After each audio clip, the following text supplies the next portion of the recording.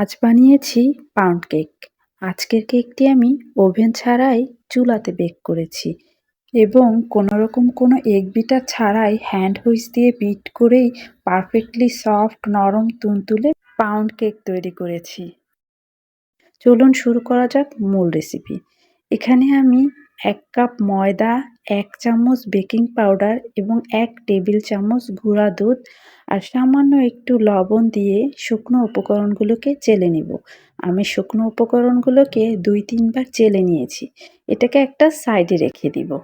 এরপরে আমরা একটা কেকের মোল্ডে তেল ব্রাশ করে একটা কাগজ দিয়ে, আমি এখানে নরমাল কাগজ দিয়েছি, আপনারা চাইলে বাটার পেপারও দিয়ে নিতে পারবেন। মোল্ডটিকে সাইডে রেখে দিব। এখন কেকের ব্যাটারটা তৈরি করার জন্য নরমাল টেম্পারেচারে থাকা 2টা ডিম, 3/4 কাপ চিনি, 1 কাপের একটু কম যেটাকে বলে, দিয়ে আমি একটা হ্যান্ড হুইস্ক দিয়ে ভালোভাবে নেড়ে চেড়ে ব্যাটার তৈরি করে নিব।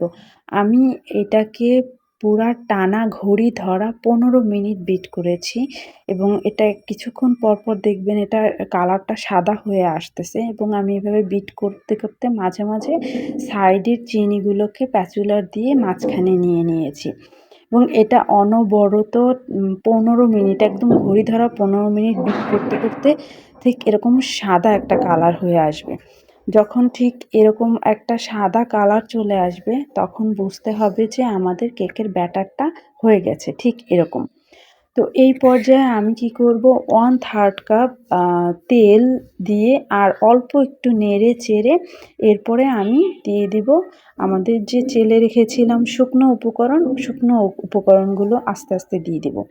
এখানে আমি অল্প অল্প শুকনো উপকরণ এবং লিকুইড দুধ, 1/4 কাপ লিকুইড দুধ আস্তে আস্তে মিক্সড করে নিব। এই কাজটা আমি 3 বারে করে নিয়েছি। আপনারাও আস্তে আস্তে করে নেবেন। এই কাজটাকে একটু ঘুরিয়ে আস্তে আস্তেই করতে হবে। একসাথে করলে কেকের ব্যাটারটা নষ্ট হয়ে যাবে। লাস্টে আমি একটু ভ্যানিলা এসেন্স দিয়ে নিয়েছি ডিমের গন্ধটা দূর করার জন্য। ব্যাস, এই তো আমাদের রেডি কেকের ব্যাটার। এবার মোল্ডে আমরা ঢেলে নিব এবং মোল্ডটাকে আমরা 2 বার ট্যাপ করে দিব। এরপরে আমি অল্প করে বাদাম ছিটিয়ে দিচ্ছি। আমার বাদাম ভালো লাগে তাই দিচ্ছি। আপনাদের ভালো না লাগলে আপনারা স্কিপ করতে পারবেন। এরপরে চলে যাব আমি কেকটি বেক করার জন্য। একটা সসপ্যান চুলাতে দিয়ে 5 মিনিট প্রিহিট করে নিয়েছি এবং চুলার জালটা আমি প্রথম থেকে একেবারে লাস্ট পর্যন্ত ঠিক এরকম মিডিয়াম আঁচ রেখেছি।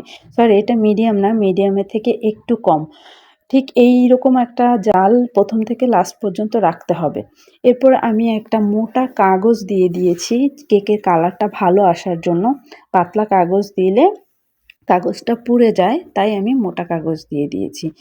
এবার আমি কেকটা দিয়ে ঠিক 45 মিনিট বেক করে নিব। আমি 45 থেকে 50 মিনিট বেক করেছি। এত সময় লাগে না, 35 মিনিটেই কেক হয়ে যায়, কিন্তু আমি একটু বেশি সময় বেক করেছি শুধুমাত্র কেকের কালার আনার জন্য। বাস, এই তো 45 থেকে 50 মিনিট পরে আমাদের কেকটা সম্পূর্ণ রেডি।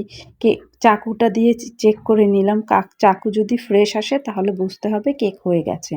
ব্যাস, তৈরি হয়ে গেল আমাদের পারফেক্টলি পাউন্ড কেক। অনেক সফট হয়েছে এবং অনেক বেশি মজা হয়েছে। কালারটাও কিন্তু খুব সুন্দর এসেছে। আপনারাও ট্রাই করে দেখতে পারেন। ট্রাস্ট মি, আপনাদেরও অনেক বেশি ভালো লাগবে।